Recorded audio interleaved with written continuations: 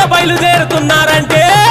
ఏడుగు రక్కలు గూడినరా తల్లి ఏమని మాటలాడినరా ఏడుగు రక్కలు గూడినరా తల్లి ఏమని మాటలాడినరా ఏడుగు రక్కలు ఏమని మాటలాడినరా ఏడుగు రక్కలు ఏమని మాటలాడినరా ఏడుగు రక్కలు గూడినరా తల్లి ఏమని మాటలాడినరా ఏమని మాటలాడినరా మీరు ఎట్లని పలుకులు వలికినరా